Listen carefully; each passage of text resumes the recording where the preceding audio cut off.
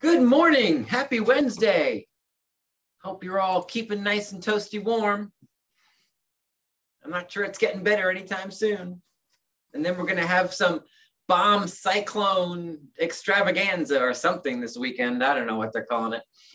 We'll see if it actually materializes. Stay tuned. I am certain that you'll get your update from our resident weather boy tomorrow morning at 9 o'clock. So stay tuned for that. All right.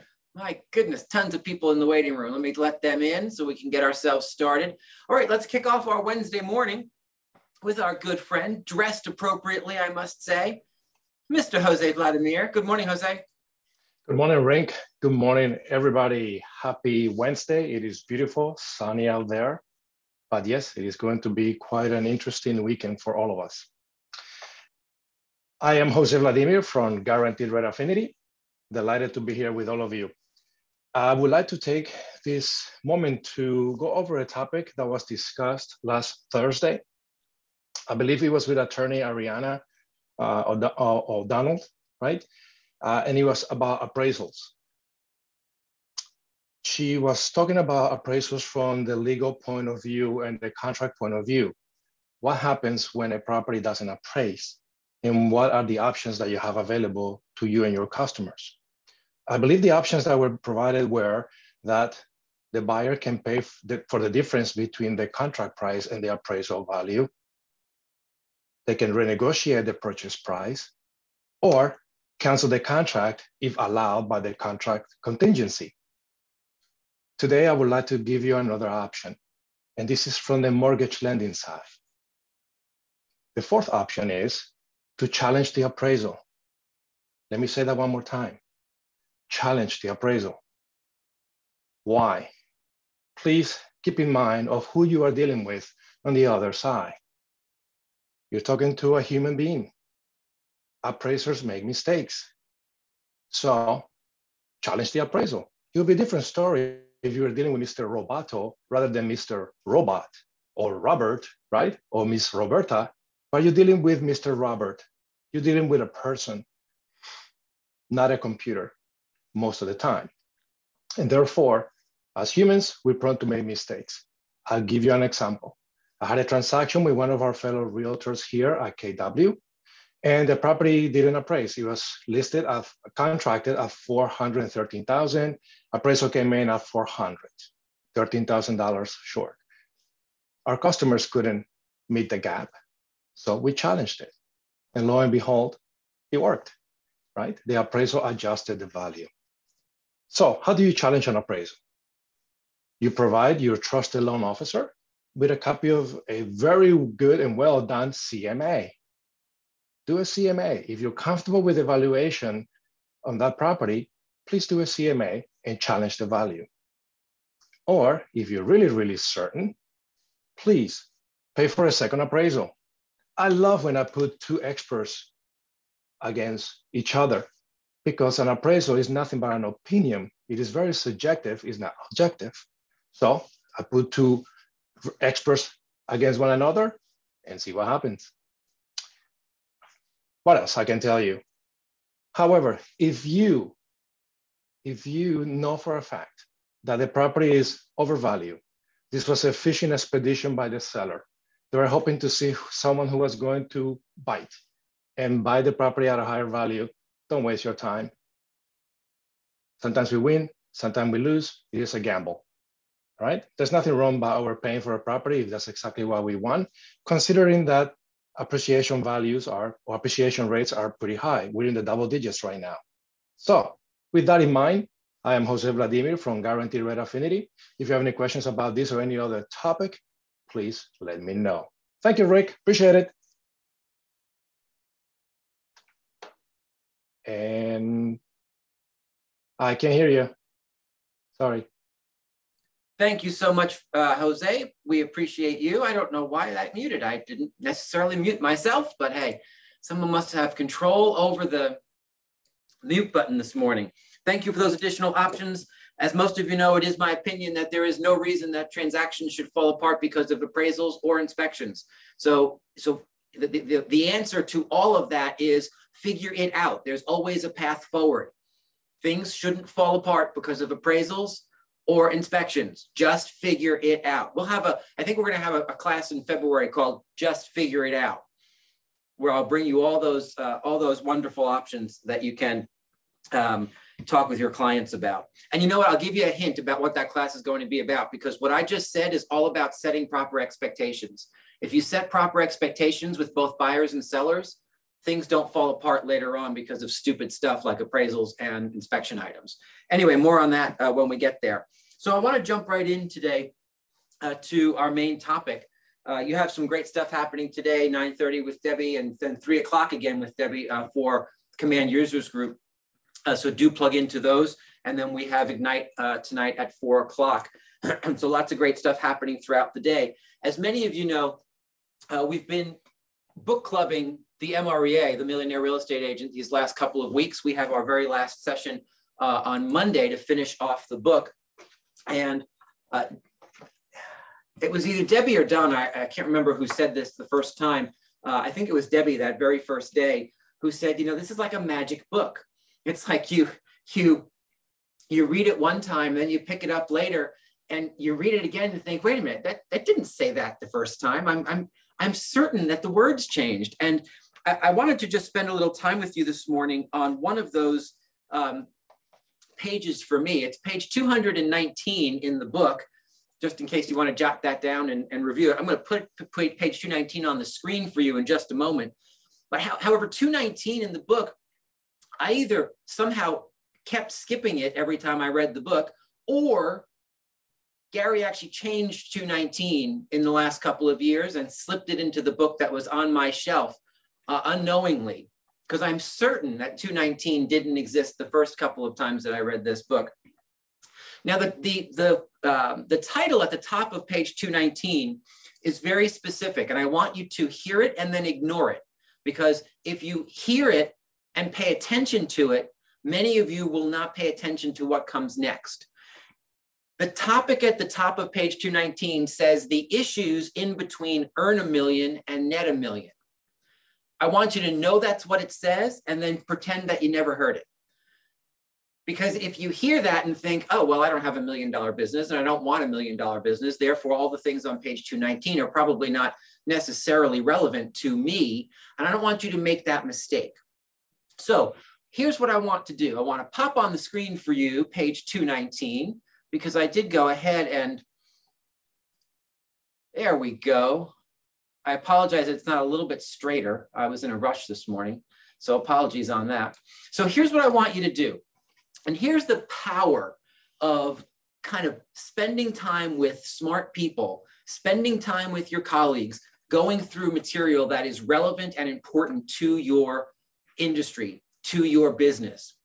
In this book club over the course of the next couple of last couple of weeks, we got to page 219, and then Donna Gilbert said something that she had heard in another group that she was in, right? So it's like all these smart people passing around cool information, which is awesome. She said, what if you just took page 219, which lists 16 things, 16 issues or things to pay attention to, and just did the following. Wrote at the top of the page, am I willing to ... and then read each one of these 16. So in the remaining 5.5 minutes that we have this morning, we're going to do just that, because I want you to listen to how that sounds. And I want you to listen to some of the tweaks that you can make to some of these, so that if they feel not relevant to you, how they can become relevant to you very quickly. So you write at the top of this page, am I willing to, number one, sustain a solid lead generation program that emphasizes marketing and consistently increases the number of leads? Are you willing to do that? Am I willing to track and convert leads through others? Now, here's what I want you to recognize. If for you, through others right now is only you, if you don't have the through others piece yet, then your number two is, am I willing to track and convert leads, period? And in time, through others. You get to have 2A and 2B. You see how this works? Number 3, am I willing to protect my lead generation focus time? And number 4, am I willing to weigh my options?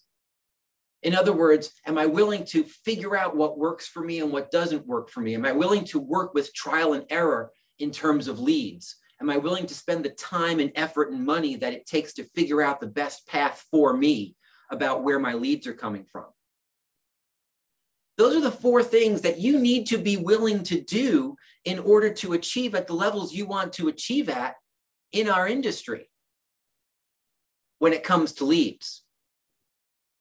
How about listings? Am I willing to know the minimum number of seller listings I must list each month? Are you simply willing to know that number? That means you have to do some math to get to that number. Are you willing to know the number? And then number 6, am I willing to actually go and list the minimum number of listings each month? Am I willing to commit to that? Am I willing to get sellers to accept the team concept? Well, if you don't have a team yet, your 7 is, am I willing to get sellers to accept my value proposition? That's 7A. 7B is, and in time, accept a team concept. Number 8, am I willing to consistently market my listings for more leads? So are you willing to do those 4 things when it comes to listings? Because they're required if you want to really achieve success in our industry. Now, here's the part I don't want you to go off the rails on. The next part's about leverage. And too many of you think that you're a solo agent, you don't need or leverage is not relevant to your business yet. So let's just run through these real quick. Number 9, am I willing to make time to learn? Put a period at the end of that. And then in time, implement a growth strategy and learn how to hire. But for you, if you're a solo agent, am I willing to make time to learn growth strategies? Number 10, am I willing to hire capacity versus cul-de-sac talent? If you're a solo agent right now, you're going to change that to, am I willing to be capacity versus cul-de-sac talent? A high achiever versus a not so high achiever? Am I willing to be that? Number 11, am I willing to achieve accountability to the right standards? How do you hold yourself accountable? What are the standards in your business? You can't grow a big business, an awesome big business, until you grow an awesome small business. And you can't grow an awesome small business without standards and accountability. They're the tools of business development. Number 12, am I willing to create teamwork with rock and roll? Meaning, do I know my big rocks, what those big goals are, and do I know my role in my own organization? Am I willing to understand what my big rocks are and know what my role in my own organization is to get there? And in time, use that concept to grow my team. Number 13, am I willing to combine quality service and quantity service? And all that means is, am I willing to accept the fact that this is a numbers game, that this is a volume business, that the quality is in the quantity? Too many of you are out there looking for the perfect client, the perfect seller, the perfect buyer, but you're not willing to go big and kiss 50 frogs to find the prince. Right? It's a volume business. Are you willing to combine quality service and quantity service? Number 14, now we're into the money category. Are you willing to stick to the budget model and control your costs? Here's what I want you to understand what that means. Are you willing to run a business like a business and work from a P&L?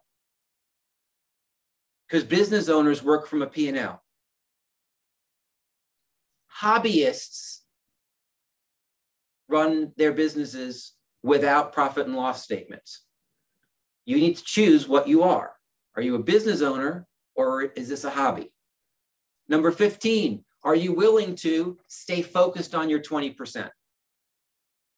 Are you willing to stay focused on your 20%? Or are you getting lost in your 80%? Are you doing stuff that doesn't ultimately bring you the dollars because you're not focused on dollar productive activities? Spending way too much time worrying about the flyers for your new listing instead of getting more listings. And lastly, number 16, are you willing to counterbalance your life to maintain your energy at a high level? And what that means is recognizing that there is no such thing as balance. You're always counterbalancing. You have to be willing to be out of balance for a period of time so that you can then be in balance for a period of time, only to then go and be out of balance again. That's the way it works. Too many people are searching for the perfect balanced life. I need work-life balance. Well, good luck with that. Keep searching. Because what's real is counterbalancing is the way it all works. So my hope is that you get to take this page and use it as a tool to help you figure out where you need to focus to achieve at high levels. Because those are 16 really specific and really cool ideas to keep you massively focused on the things that matter. Start with numbers 1 through 8.